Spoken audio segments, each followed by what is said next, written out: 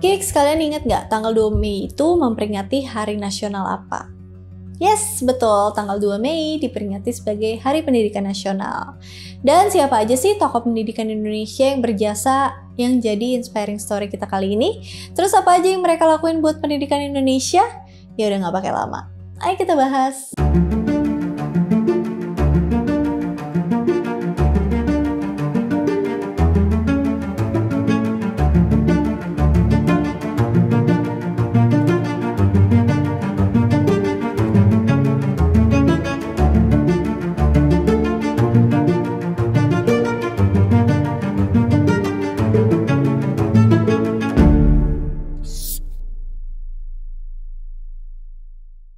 Ki Hajar Dewantara.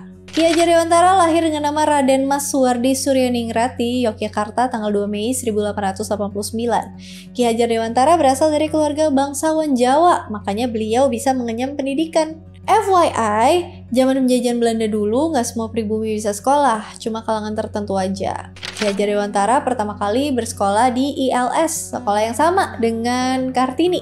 Sekolah dasar buat anak-anak Eropa dan bangsawan yang ada di Indonesia. Setelah lulus dari sana, Ki Hajar Dewantara kemudian melanjutkan pendidikannya di Stovia, Schooltaalopleiding van Inlandse Artsen atau Sekolah Dokter Pribumi. Tapi kondisi tubuh yang kurang sehat memaksanya buat putus sekolah. Tapi semangatnya buat pendidikan dan nasionalisme membawanya menjadi seorang jurnalis.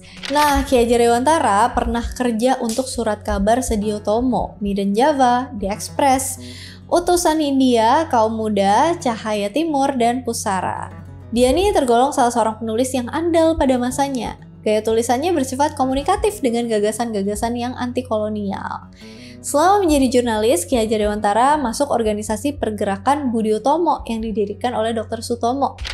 Selanjutnya mendirikan Indonesia Party pada 25 Desember 1912 barengan temennya Daus Dekker dan Dr. Cipto Mangunkusumo. Ki Hajar Dewantara nulis kritik yang kuat terhadap pemerintahan kolonial Belanda, termasuk esai terkenal Als ik een Nederlander was, jika saya orang Belanda, yang mengakibatkan pengasingannya ke Belanda karena dianggap radikal dan membahayakan pemerintah Belanda. Berikut kutipan Als ik een Nederlander was. Sekiranya aku seorang Belanda, aku tidak akan menyelenggarakan pesta-pesta kemerdekaan di negeri yang telah kita rampas sendiri kemerdekaannya. Sejajar dengan jalan pikiran itu, bukan saja tidak adil, tetapi juga tidak pantas untuk menyuruh si inlader atau pribumi memberikan sumbangan untuk dana perayaan itu. Ide untuk menyelenggarakan perayaan itu saja sudah menghina mereka, dan sekarang kita keruk pula kantongnya. Ayo, teruskan saja penghinaan lahir dan batin itu. Kalau aku seorang Belanda, hal yang terutama menyinggung perasaanku dan kawan-kawan sebangsaku ialah kenyataan bahwa inlader diharuskan ikut mengongkosi suatu kegiatan yang tidak ada kepentingan sedikit pun baginya. Pada Juli tahun 1922, Ki Hajar Dewantara mendirikan National Onderwijs Taman Siswa atau yang sekarang kita kenal dengan Taman Siswa, sebuah lembaga pendidikan yang bertujuan memberikan pendidikan yang berkualitas bagi orang Indonesia. Filosofinya, ing ngarsa sung tulada, ing madya mangun karsa, tuturi handayani, yaitu memimpin dengan memberi contoh, menginspirasi di tengah, dan mendukung dari belakang. Filosofi ini menjadi fondasi sistem pendidikan Indonesia. Ki Hajar Dewantara juga merupakan peletak dan perintis pendidikan nasional berbasis kebudayaan. Di akhir tahun 1930-an, sekolah taman siswa sudah menyebar hampir ke seluruh Nusantara. Sistem pendidikan taman siswa emang diperuntukkan buat pribumi yang pada masa itu juga masih sedikit dapat mengenyam bangku pendidikan. Karena rekam jejak karirnya selalu mementingkan pendidikan, Ki Hajar Dewantara itu diangkat sebagai Menteri Pendidikan Indonesia yang pertama tahun 1945. Setahun setelah kemerdekaan, tepat tanggal 17 Agustus 1946, Ki Hajar Dewantara ditetapkan sebagai Maha Guru pada Sekolah Polisi Republik Indonesia bagian tinggi di Mertoyudan, Magelang oleh Presiden Republik Indonesia Insinyur Soekarno. Ki Hajar Dewantara wafat tanggal 26 April 1959. Lokasi wafatnya itu di Padepokan Ki Hajar Dewantara. Jenazahnya kemudian disimpan di Pendapa Agung Taman Siswa, kemudian dimakamkan di Taman Wijaya Brata pada tanggal 29 April 1959. Dan upacara pemakamannya ini dipimpin oleh Soeharto yang bertindak sebagai inspektur upacara. Kontribusinya terhadap pendidikan dihormati setiap tahun pada tanggal 2 Mei sesuai dengan tanggal kelahirannya yang diakui sebagai Hari Pendidikan Nasional di Indonesia.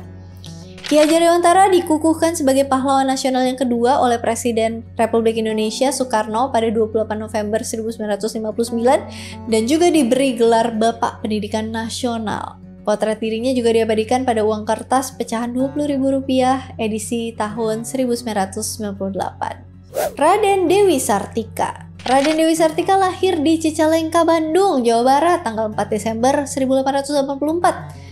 Raden Dewi Sartika ini berasal dari keluarga bangsawan Sunda. Ketika dirinya masih anak-anak, dia tuh selalu bermain peran gitu. Jadi seorang guru pas main sama teman-temannya. Setelah ayahnya meninggal, Raden Dewi Sartika tinggal sama pamannya. Dia menerima pendidikan dengan budaya Sunda oleh pamannya. Meskipun sebelumnya Raden Dewi Sartika udah nerima pengetahuan mengenai budaya Barat. Menyadari pentingnya pendidikan bagi wanita, Raden Dewi Sartika mendirikan sekolah istri pada tahun 1904 di Pendopo, Kabupaten Bandung, sekolah pertama untuk anak perempuan di Indonesia. Dengan dukungan dari kakeknya, Raden Adipati Arya Martanegara yang pada saat itu menjabat sebagai Bupati Bandung, dan Den Hammer, Inspektur Kantor Pengajaran. Sekolah itu kemudian direlokasikan ke Jalan Ciguriang dan berubah nama jadi Sekolah Keutamaan Istri pada tahun 1910. Seiring berjalannya waktu, Raden Dewi Sartika nih diriin jaringan sekolah di seluruh Jawa Barat, menyediakan pendidikan yang menggabungkan pengetahuan umum dengan keterampilan praktis bagi wanita. Pada September 1929, sekolah itu berganti nama menjadi Sekolah Raden Dewi. Dan meskipun dapat tantangan dari pemerintah kolonial Belanda, Raden Dewi Sartika ini tetap berdedikasi pada tujuannya. Dan bahkan ketika masa pendudukan Jepang, Sekolah Raden Dewi ngalamin krisis keuangan dan peralatan. Pasca kemerdekaan, kesehatan Raden Dewi Sartika sayangnya mulai menurun. Ketika terjadi agresi militer Belanda dalam masa Perang Kemerdekaan, Raden Dewi Sartika terpaksa ikut mengungsi ke Tasikmalaya. Dia pun meninggal pada 11 September 1947 di Cineam dan dimakamkan di sana. Setelah keadaan aman, makamnya dipindahkan ke Jalan Karanganyar, Bandung. Pada tahun 1966, Raden Dewi Sartika secara resmi diakui sebagai pahlawan nasional dan kontribusinya terus menginspirasi pendidikan wanita di Indonesia. Kiai Haji Ahmad Dahlan. Kiai Haji Ahmad Dahlan lahir dengan nama Muhammad Darwis di Yogyakarta tanggal 1 Agustus 1868. Kiai Haji Ahmad Dahlan termasuk keturunan yang ke-12 dari Maulana Malik Ibrahim, salah satu wali Songo, pelopor penyebaran agama Islam di Jawa. Pada umur 15 tahun, Muhammad Darwis ini pergi haji dan tinggal di Mekah selama 5 tahun. Pada periode ini, Muhammad Darwis ini mulai belajar agama dengan melandaskan pemikiran-pemikiran baru dalam Islam. Ketika pulang kembali ke kampungnya tahun 1888, Muhammad Darwis berganti nama jadi Ahmad Dahlan. Tahun 1903, Ahmad Dahlan pergi kembali ke Mekah dan tinggal di sana selama 2 tahun. Pada masa ini, dia sempat berguru sama Syekh Ahmad Khatib yang juga guru dari pendiri NU, Kiai Haji Hashim Asy'ari, dan pendiri Parti Persatuan Tarbiyah Islamiyah, Syekh Sulaiman Ar-Rasuli. Pada 18 November tahun 1912, Ahmad Dahlan mendirikan Muhammadiyah di Kampung Kauman, Yogyakarta, sebuah organisasi Islam yang bertujuan untuk memodernisasi pendidikan sambil melestarikan nilai-nilai Islam. Nama Muhammadiyah dipilih karena artinya yang secara harfiah adalah orang-orang yang beriman pada Nabi Muhammad SAW. Lalu penggunaan kata Muhammadiyah sebagai nama organisasi dimaknai untuk dapat menghubungkan ajaran-ajaran serta jejak perjuangan dari Nabi Muhammad. Ahmad Dahlan tuh ingin mengajak umat Islam Indonesia buat kembali hidup menurut tuntutan Al-Quran dan Hadits. Sejak awal Ahmad Dahlan telah menetapkan bahwa Muhammadiyah bukan organisasi politik, tapi bersifat sosial dan bergerak di bidang pendidikan. Ahmad Dahlan memperkenalkan mata pelajaran seperti sains dan matematika ke sekolah-sekolah Islam, memastikan bahwa siswanya menerima pendidikan yang seimbang. Sayangnya, pandangan progresifnya ini sering menemui pertentangan, tapi upayanya tetap juara dalam membantu membentuk sistem pendidikan Islam di Indonesia. Ahmad Dahlan meninggal dunia tanggal 23 Februari 1923 dan dimakamkan di pemakaman Karangkajen, Yogyakarta. Muhammadiyah jadi salah satu organisasi Islam terbesar dan paling berpengaruh di Indonesia, dengan sekolah, universitas, dan rumah sakit yang tersebar di seluruh Indonesia. Pada tahun 1961, Kiai Haji Ahmad Dahlan ditetapkan sebagai pahlawan nasional. Kiai Haji Hashim Asy'ari. Kiai Haji Hashim Asy'ari lahir tanggal 14 Februari 1871 di Tambak Rejo, Jombang, Jawa Timur. Hasyim Asy'ari merupakan putra ketiga dari 11 bersaudara dari pasangan Kiai Asy'ari, pemimpin pesantren Keras Jombang, dan Nyai Halimah. Sejak usia dini nih, Hasyim Asy'ari mendalami ajaran Islam, belajar di berbagai pesantren di seluruh Jawa, yaitu pesantren Siwalan Panji di Sidoarjo, pesantren Tambak Beras di Jombang, pesantren Langitan di Tuban, pesantren Cepoko di Ngawi, dan pesantren Sarang di Rembang. Di awal usia 20-annya, Hasyim Asy'ari pergi ke Mekah buat menunaikan ibadah haji, sekaligus memperdalam pengetahuannya tentang fikih, hadis, dan bahasa Arab. Hasyim Asy'ari juga turut menulis beberapa karya ilmiah loh, mulai dari Risalah Ahlussunnah wal Jamaah dan Al-Imam Al-Ghazali wa Arauhu Al-Kalamiyah. Setelah itu, Hasyim Asy'ari pulang ke Indonesia dan mendirikan pesantren Tebu Ireng tahun 1899 yang jadi salah satu pesantren paling berpengaruh di Jawa. Tapi Hasyim Asy'ari nyadarin kalau para ulama Islam ini membutuhkan sebuah front persatuan untuk melindungi ajaran-ajaran Islam tradisional dari penindasan kolonial dan pengaruh asing. Maka dari itu pada tahun 1926, Hasyim Asy'ari mendirikan Nahdlatul Ulama atau NU, sebuah organisasi Islam yang didedikasikan untuk melestarikan nilai-nilai Islam tradisional berdasarkan ajaran Ahlussunnah wal Jamaah, mendirikan pendidikan agama melalui pesantren di seluruh Indonesia, dan mendorong partisipasi sosial dan politik di kalangan umat Islam. Hasyim Asy'ari memainkan peran penting dalam perjuangan kemerdekaan Indonesia, baik sebagai pemimpin agama maupun nasionalis. Ketika Jepang menduduki Indonesia pada tahun 1942-45, Hasyim Asy'ari ditangkap dan dipenjara karena menentang kebijakan Jepang yang mengganggu pendidikan Islam. Meskipun demikian, Hasyim Asy'ari terus menginspirasi umat Islam untuk membela agama dan tanah air mereka. Salah satu sumbangsinya yang paling terkenal adalah dikeluarkannya resolusi jihad pada tanggal 22 Oktober 1945. Dekret agama ini menyatakan bahwa melawan penjajah Belanda adalah kewajiban agama, jihad fisabilillah, yang memotivasi ribuan santri dan kiai untuk mengangkat senjata dalam pertempuran Surabaya. Pertempuran ini terjadi pada 27 Oktober sampai 20 November 1945, yang puncaknya terjadi tanggal 10 November 1945. Pertempuran ini menjadi salah satu peristiwa paling penting dalam perjuangan kemerdekaan Indonesia. Tanggal 22 Oktober diperingati sebagai Hari Santri untuk menghormati dekretnya. Hasyim Asy'ari wafat tanggal 25 Juli 1947 di Surabaya dan dimakamkan di Kompleks Pesantren Tebu Ireng.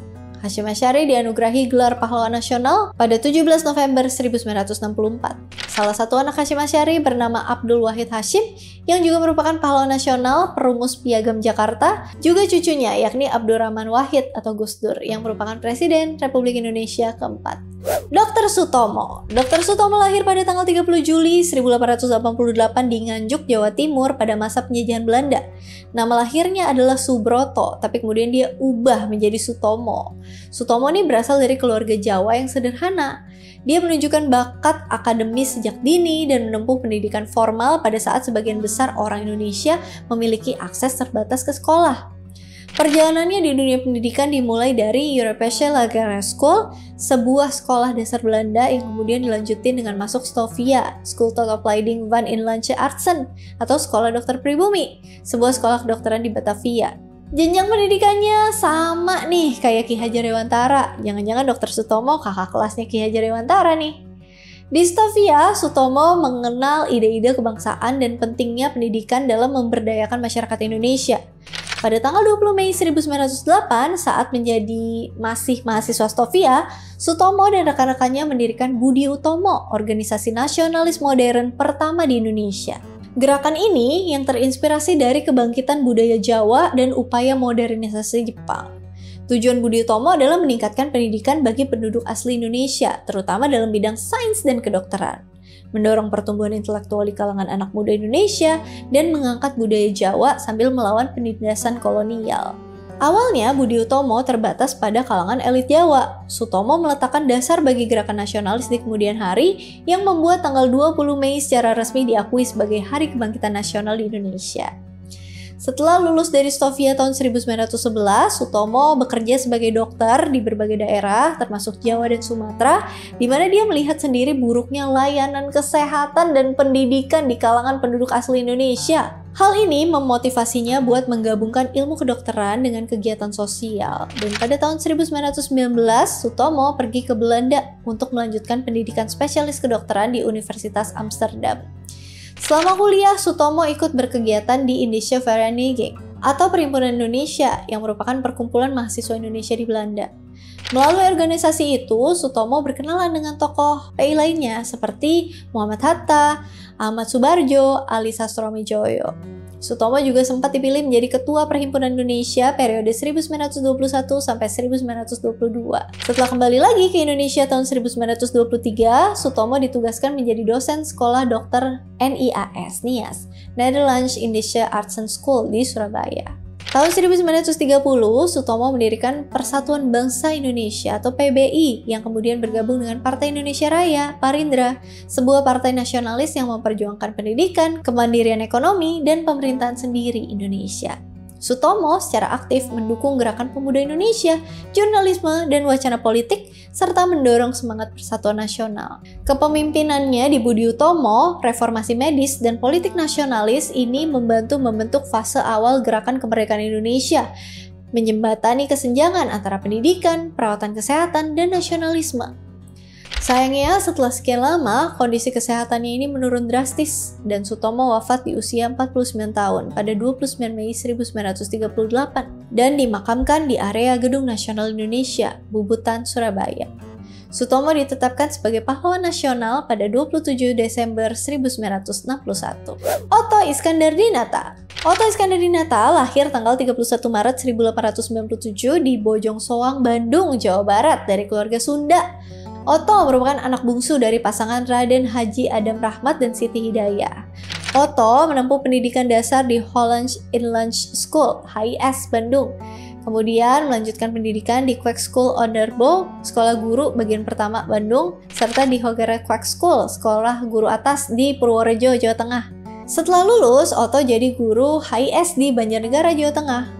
Menyadari kurangnya kesempatan pendidikan bagi orang Indonesia, terutama di kalangan orang Sunda, Otto bergabung dengan Paguyuban Pasundan, sebuah organisasi yang didedikasikan buat memajukan budaya, pendidikan, dan hak asasi orang Sunda.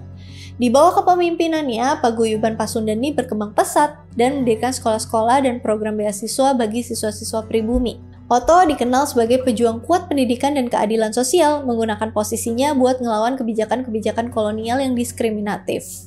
Otto Iskandardinata merupakan seorang nasionalis yang lantang, jadi dapat julukan si Jalak Harupat atau ayam jantan Harupat, karena pidato-pidatonya yang berapi-api dan perlawanannya yang tak kenal takut terhadap kekuasaan Belanda.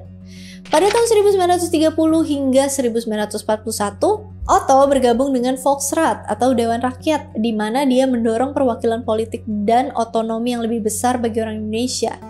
Otto kemudian jadi anggota utama Partai Indonesia Raya, Parindra, partai nasionalis yang menekankan pendidikan, kemandirian ekonomi, dan pemerintahan sendiri.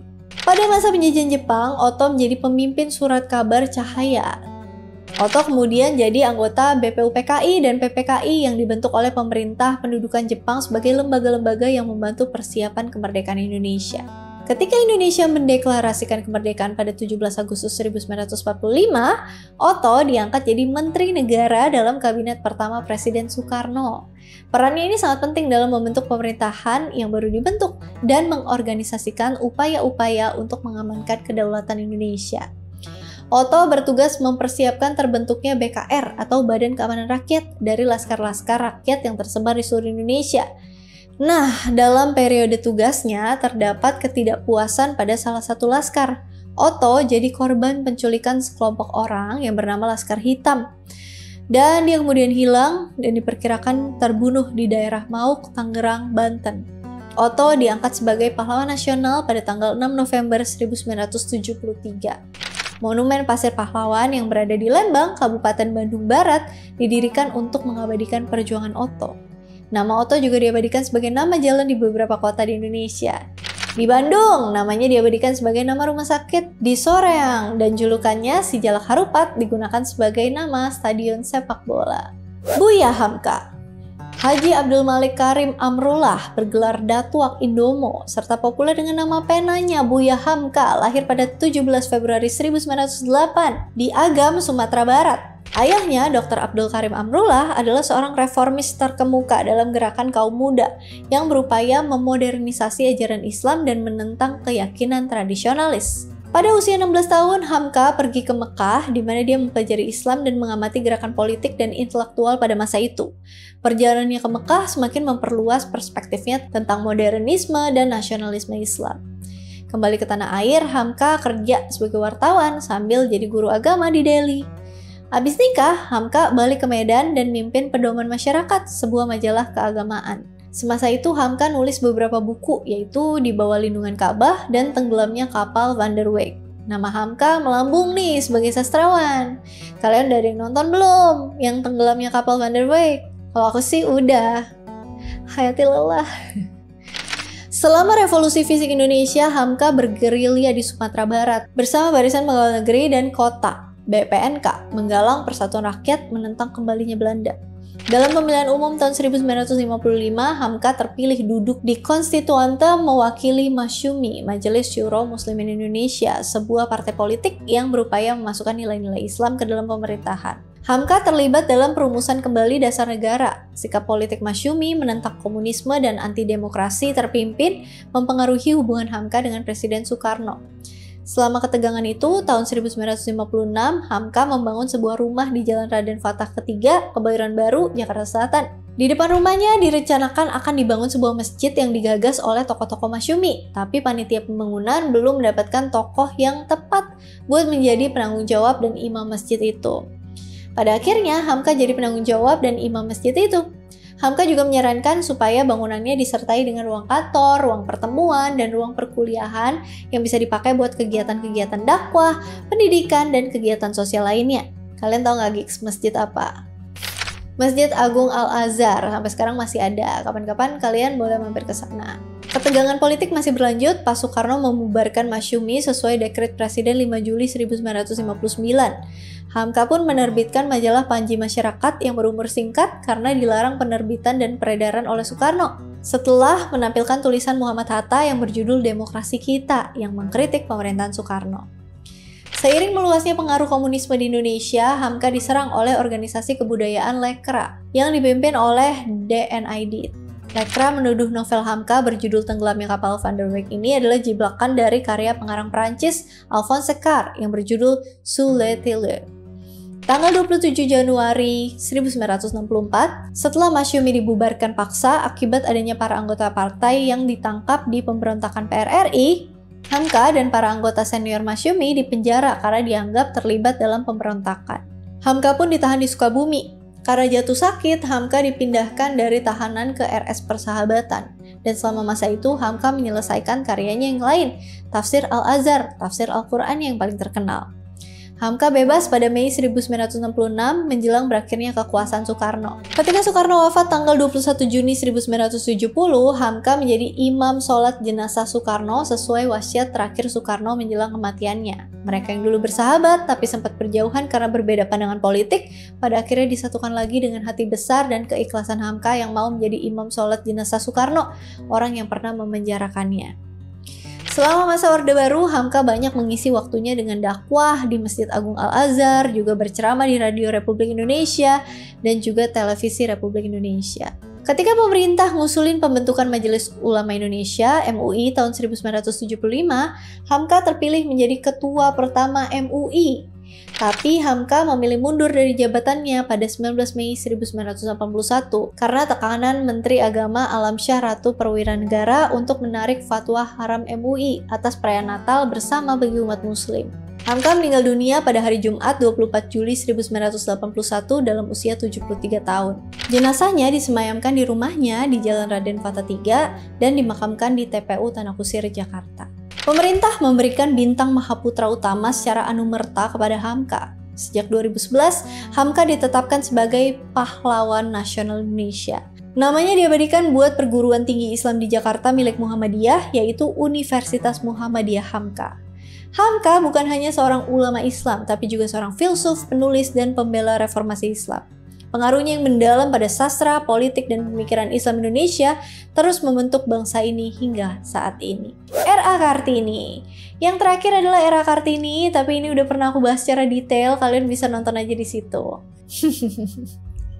Jadi PHP ya. Oke, jadi sampai di sini dulu ya tokoh-tokoh inspiring story di dunia pendidikan Indonesia. Siapa nih tokoh favorit kalian atau ada yang nggak masuk? Kalau misalnya mau nambahin siapa tokoh favorit atau mau koreksi, bisa komen di bawah ya. Dan seperti biasa kalau misalnya ada yang mau ditambahin, ada yang mau di-request, ada yang mau dikoreksi, ada yang mau didiskusikan, komen aja di kolom komentar. And as always, thank you so much for watching. I hope you guys like it. And I'll see you again on my next video. Bye! Ki Hajar Dewantara pernah bekerja untuk surat kabar Suditomo. Sediotomo.